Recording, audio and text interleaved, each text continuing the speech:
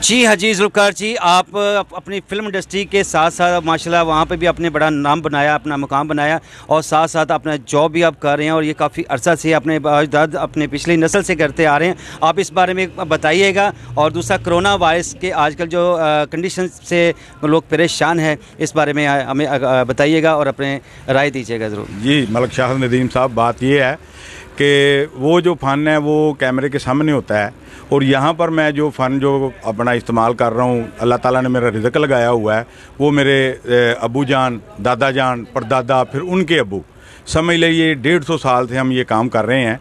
लेकिन फ़न के साथ साथ मैं काम को तरजीह देता हूँ ताकि आजकल ये देखें, अल्लाह माफ़ करे, जो कोरोना का मसला बना हुआ है उससे काफ़ी फ़नकार परेशान है, मेल फीमेल टोटल परेशान है पूरे पाकिस्तान में। तो सब के बिज़नेस नहीं है और जो जॉब कर रहे हैं वो तो अल्हम्दुलिल्लाह किसी के आगे हाथ नहीं फैलाएंगे, लेकिन जो करते ही सिर्फ जो है ना शोबिज़ का काम करते हैं वो बेचारे बीमार भी हैं, कई बीमार हैं, जिनमें से सरफरिस्त हमारे अजीम विक्की साहब हैं और काफ़ी जो परेशान हजरात जो हैं वो उनमें औरतें भी हैं, फ़ीमेल भी हैं, मेल भी हैं, वो काफ़ी परेशान हैं। तो कम से कम मेरा मैसेज यही है कि फ़न के साथ साथ जो है ना वो कम से कम जो है ना कोई बाई हैंड काम कर लें या जॉब कर लें ताकि किसी के आगे हाथ ना फैलाना पड़े। जैसा कि आज ये चूहे चाकू देखिए, और ये तो माशाल्लाह गुजरांवाला शहर में आप काफ़ी अरसा से तंबाकू वाला बाज़ार में आपकी ये शॉप है और आपने बताया अभी कि आपके बाओ अजदाद पिछली नस्ल 2 साल से करते आ रहे हैं और आपका इस आपको ये मायूब तो नहीं लगता कि आप फिल्म इंडस्ट्री हैं, लोग आपके फैंस होते हैं और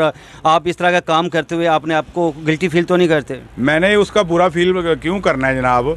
मैं देखो ना, आप मेरा इंटरव्यू कर रहे हैं मलिक साहब तो मेरी शॉप पे कर रहे हैं, नहीं तो किसी ड्राइंग रूम में जाते, किसी होटल में जाते, क्योंकि मेरी औकात जो है, मैं जो हूँ, मैंने वो शो किया है कि मैं एक फ़नकार होने के साथ साथ बाई हैंड काम भी करता हूँ, मजदूरी भी करता हूँ और वो जो कड़े दिनों में मेरे काम आती है। और अल्हम्दुलिल्लाह मैंने किसी के आगे ना अमदाद के लिए बात की है, ना अमदाद के लिए मैंने कोई चिट्ठी लिख के दी है, लेकिन फ़नकार जैसे बेचारे गली गली बाज़ारों में रुल रहे हैं मारे मारे राशन के लिए, पिछले रमज़ान में या जो कुछ मैं देखता रहा हूँ तो मैं खून के आंसू रोता रहा हूँ कि ये मेरे मुल्क के फ़नकार हैं जो भीख मांग रहे हैं।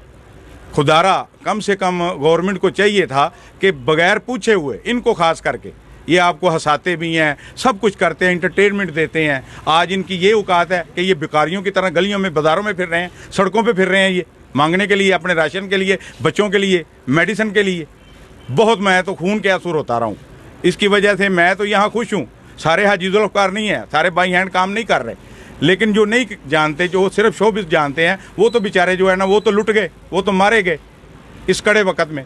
जी, इस वक्त आर्टिस्ट के हवाले से अगर बात की जाए तो वो बहुत से ऐसे आर्टिस्ट हैं जो मिड घराने से ताल्लुक़ रखते हैं, जिनका शुबा ही सिर्फ अपनी फ़नकाराना सलाहियत से था। अब उनके चूल्हे बिल्कुल ठंडे बैठ चुके हैं और बहुत से ऐसे आर्टिस्ट देखे हैं और बाकायदा के जैसे कि अभी आपने ये जिक्र किया अजीम विक्की साहब हैं, और भी कुछ आर्टिस्ट हैं जिन्होंने खुद कुछ करने की भी कोशिश की है। जी, जी। और ये हार्ट प्रॉब्लम की वजह से अजीम विक्की साहब भी बीमार हैं और अल्लाह ताला उनको भी सेहत तंदुरुस्ती दे, और भी लोग बहुत से जो इस वक्त परेशानी में मुब्तला हैं। आपने कुछ उन लोगों के लिए किया?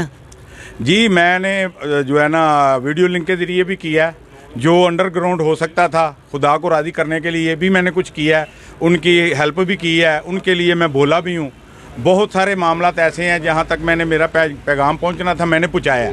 आगे मानने वाले, सुनने वाले जो हैं वो समझ के उसको चलेंगे तो फिर फ़नकार बच जाएगा।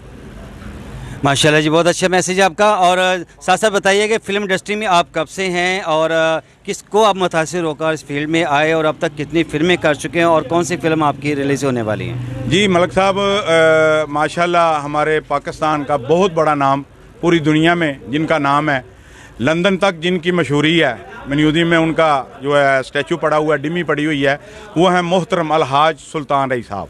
मैं उनसे मुतासर होकर जनाब मैं इस फील्ड में आया था। मैं 88 से समझ लो कि चक्कर लगा रहा हूँ। हमारी आर्ट काउंसिल इधर गुजरांवाला में, यहाँ पर थिएटर भी किया, वैसे भी बहुत प्रोग्राम किए, वन मैन शो भी किए, लेकिन मेरे आइडियल जो थे वो रई साहब थे, तो उनको देख के मैं जो है ना इस फील्ड में आया था। तो फील्ड में आए तो आपने कब आपकी पहचान बनी इस फील्ड में? पहचान अल्हम्दुलिल्लाह जो है ना वो, एक तो मैं बॉडी बिल्डर भी हूँ, एक पहलवान भी हूँ, उस शोबे में भी मेरा नाम था। तो उसके बाद फ़न का हवाले से जो है ना, मैं जो है ना रई साहब का जब मर्डर हुआ है उस वक्त मैं दिल बर्दाश्ता हो गया था। फिर मैंने 20 साल बाद दोस्तों के कहने के बाद मैं कैमरे के सामने आया था, क्योंकि रईस साहब के जाने के बाद मैं बिल्कुल ख़त्म हो गया था। मैंने कहा था कि मैं भी मर गया हूँ, मेरा भी मर्डर हो गया है, जिधर रईस साहब गए हैं वहाँ पर मैं भी गया हूँ। ये इश्क की बात है, मोहब्बत की बात है।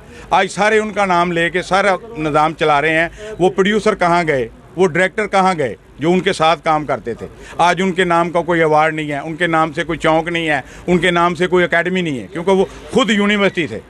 लोग बाहर पढ़ने जाते थे ना, लेकिन हमारे पाकिस्तान में वो इतनी बड़ी यूनिवर्सिटी थी कि हिंद सिंध में उनका कोई नेमल बदल नहीं है। शाह साहब, आप सुल्तान रईस मरहूम साहब के स्पेशल शागिर्द हैं, ख़ास शागिर्द में से शुमार होते हैं, और आपने उसे बहुत सी खिदमत उनके साथ की। और आपने उनके साथ कितनी फ़िल्में की हैं? उनके साथ मैंने 6 फिल्में जो थी ना वो करनी थी, लेकिन मर्डर की वजह से वो साइन की हुई थी रईस साहब ने। और उन्होंने कहा था कि बच्चे तू मेरे साथ आएगा, इंशाल्लाह ताला तू ऊपर आएगा। क्योंकि फाइटरों में खड़ा हो जाता तो फाइटरों की ज़िंदगी देख लें आज वो किस तरह रुल रहे हैं। वो कोई रेडियाँ लगा रहा है, कोई चांद गाड़ी चला रहा है, कोई भीख मांग रहा है, कोई कुछ कर रहा है। अल्लाह ताला उनके हालात पर रहम करे। तो रईस साहब ने 6 फिल्में साइन की हुई थी, जिनकी कहानियाँ लिखी जा रही थी, लेकिन वक्त ने साथ नहीं दिया तो वो चले गए। उसके बाद अब मैं 6 फिल्में कर रहा हूँ। 2 फिल्में मेरी रिलीज़ हो चुकी हैं, एक लड़ाई और एक रईसज़ादे। अभी 6 फिल्में मेरी सेट के ऊपर हैं। लाहौर की फिल्में हैं, बड़ी कास्ट की फिल्में हैं, जिनमें से 3 कंप्लीट हैं और 3 ज़ेर तकमील हैं। और इंशाल्लाह ताला आपको जल्दी खुशखबरी मिलेगी कि हमारा गुजरांवाला का पुत्र जो है वो उसने लाहौर जाके अपने गुजरांवाला का नाम किया, अपने पाकिस्तान का नाम किया। जनाब, जो आपकी फ़िल्में रिलीज़ होने वाली हैं वो उस फिल्म का नेम बता दीजिए। उसमें जनाब मेरा मुहाफ़िज़ है, उसमें बहुत आला रोल है मेरा। शफ़क़त चीमा साहब के साथ मैं काम कर रहा हूँ, उनके दोस्त का रोल कर रहा हूँ। इश्क मेरा अनमोल है, ज़फ़री गुजर है, जजी बादशाह जनाब। उसके बाद मसूद भट्ट साहब हमारे फिल्म इंडस्ट्री का बहुत बड़ा नाम है, और पप्पू गुजर साहब उसको प्रोड्यूस कर रहे हैं। बशीरा गुजर वो भी मैंने साइन की है, और गुजर दी ग्रेड जो है वो भी साइन की है, लेकिन कोरोना की वजह से जो है ना वो काम शुरू नहीं हो सका, वो शूट के ज़िम्मे में नहीं आ सकी फिल्में अगली जो थी। पाकिस्तान फिल्म इंडस्ट्री इस वक्त काफ़ी जो ना संगीन सूरत हाल से गुजर रही है, इसका ज़िम्मेदार आप किसको लेते हैं? ज़िम्मेदार वो प्रोड्यूसर जिनकी तिजोरियाँ भर गई, वो घरों में चले गए, उन्होंने फार्म हाउस बना लिए इन अदाकारों की वजह से। आज जो कुछ भी हैं वो इन अदाकारों की वजह से। जो पुराने प्रोड्यूसर थे ना, पुराने डायरेक्टर थे, उनको मैदान में आना चाहिए था। उनको मैदान में आके वो जो गेम पहले खेलते रहे हैं उसी तर्ज की उसकी कॉपी कर लेते। उस तरह के ना एक्टर आने थे, ना नूरजहां ने आना था, ना नुसरत फ़तेह अली ने आना था, ना रईस साहब ने आना था, लेकिन कम से कम उनकी कापियाँ ढूंढते, कापियाँ ढूंढ के उनको अप करते तो ये हालात ना होते। क्योंकि